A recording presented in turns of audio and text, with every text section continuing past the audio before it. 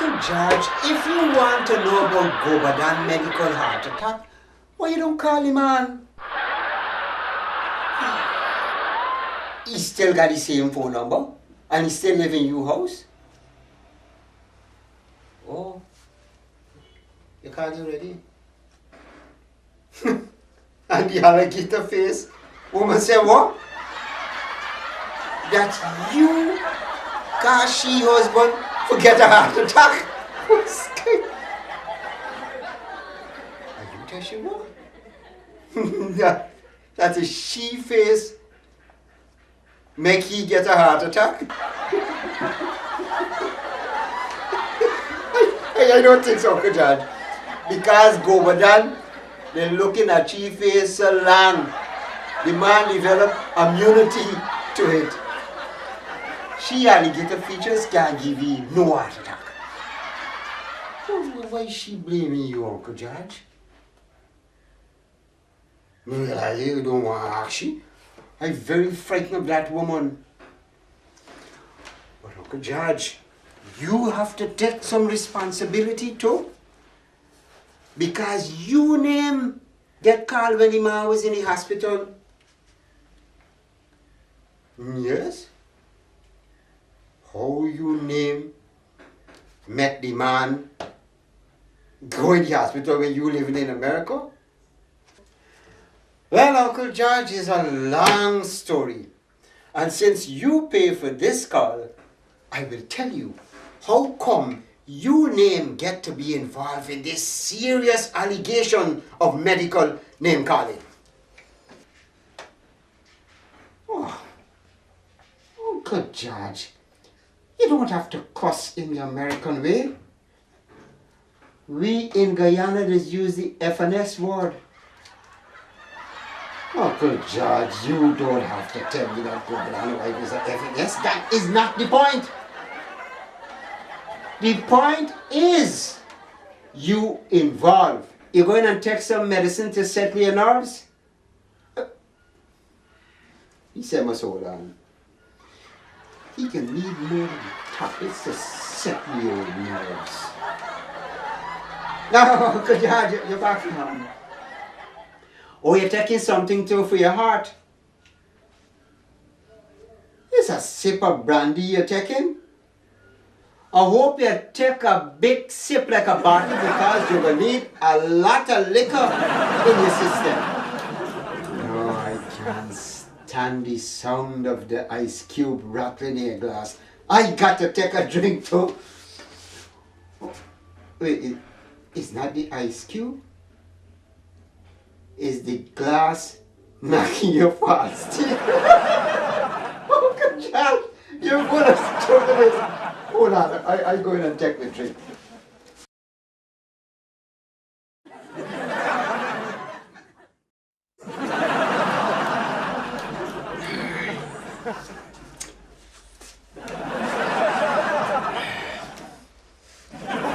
All right, Uncle George. You remember I tell you that Maniram park he bus in me yard? Yes. Yeah. Take away license, he can't drive for the road. Well, Mr. Gobadan, tell Maniram that he know a policeman in Georgetown who would give you a new license if he pay you. What happened to the police in Bobby's? If they stop taking bribe? No, Uncle George, they're still taking bribe. But not from anybody I know. All the police in Bobby's know that Gobadan and me is family. So they're frightened to ask you for bribe. I tell you? I there on a campaign to clean up the police force. I is the anti-corruptor. Since I start this campaign, you know how much policemen lose the work. From top cop to bottom cop, they all afraid of me, Uncle George.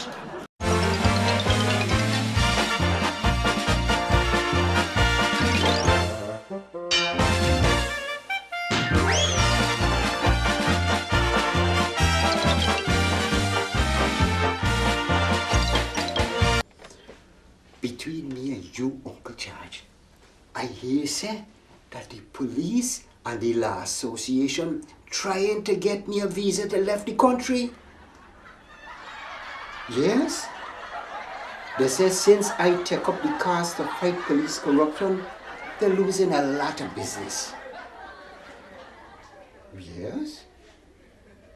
The American police does protect and serve, you say, Uncle George?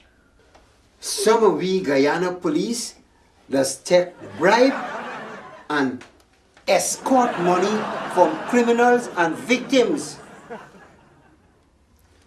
Yes, Uncle George, they're behaving like some parliamentarians.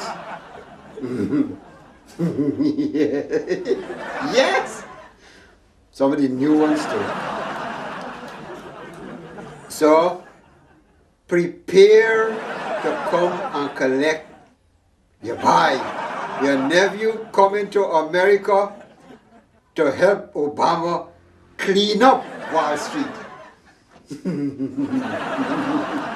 But you know soon. Yeah.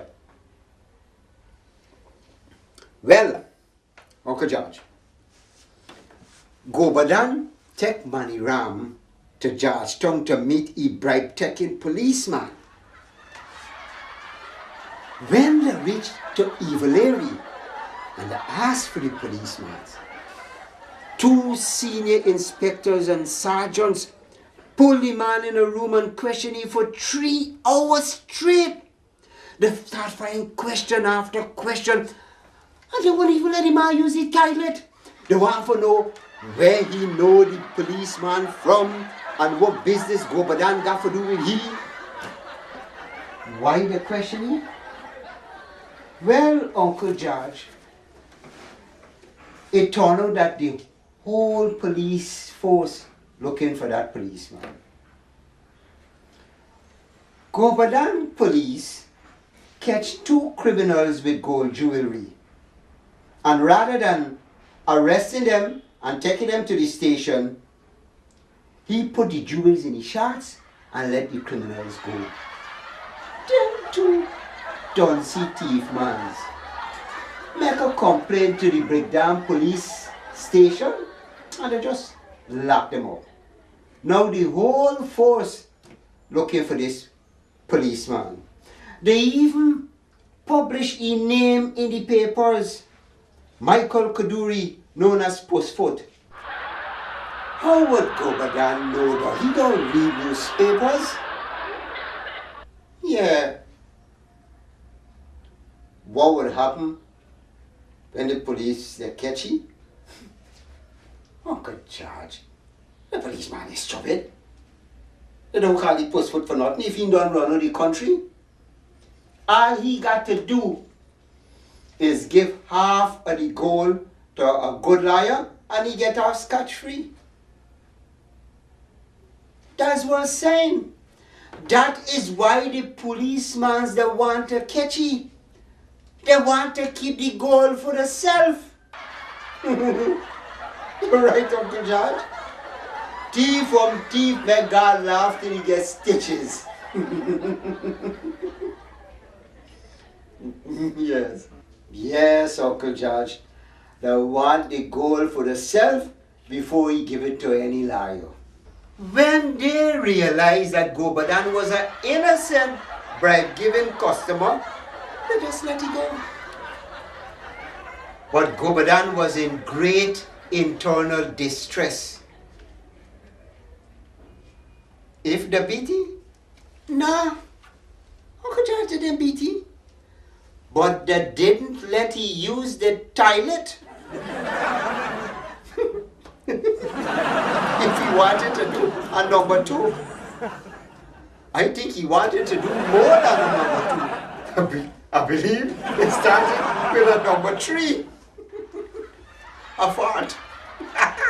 Uncle George. The man keep it in so long that it make the body release some liquid and solid. Gobadan go use the police toilet. See, do exactly what you tell me them people on the subway in New York just do When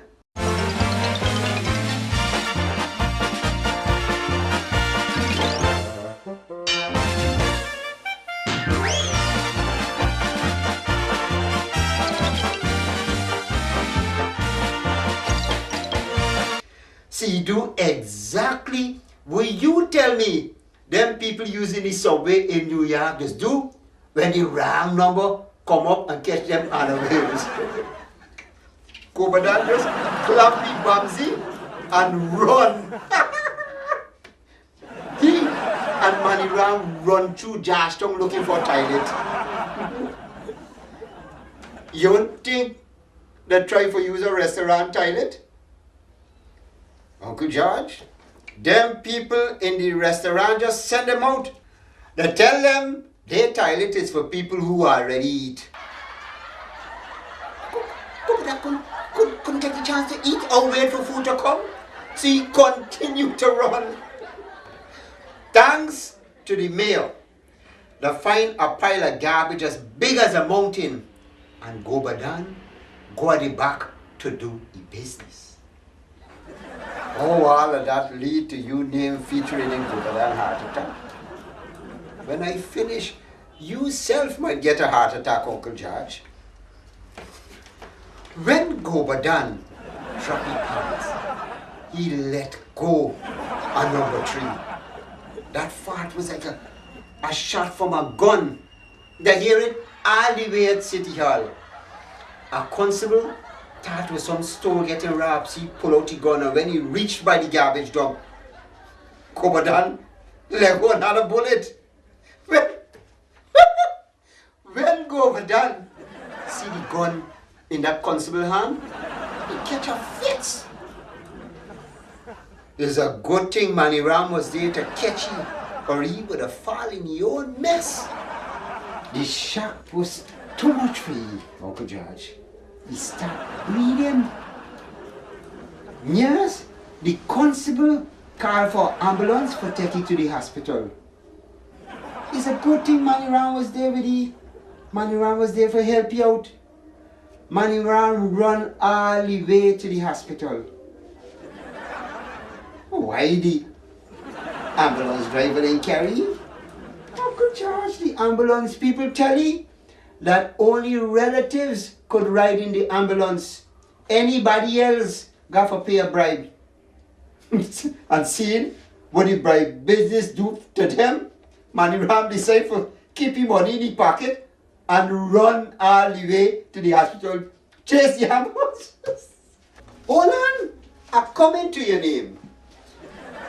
When the ambulance reached the hospital, Gobadan catch himself. And he asked Maniram to fill up them hospital forms. When the question come to next of kin, Mr. Maniram put your name, and he put your profession as Wall Street banker. Nice, eh? Yes, alright, Uncle George. I know that Gobadan got wife and children, but Uncle George, you got to understand the situation that Maniram been in. Uncle George, if he did put down Gobadan alligator face wife name, they would have got Gobadan lying on the stretcher for days. See, had to use your name to impress them as next of kin. Uncle George, somebody at the door, I think is my neighbor. Look, you must call me back, right? Call me back.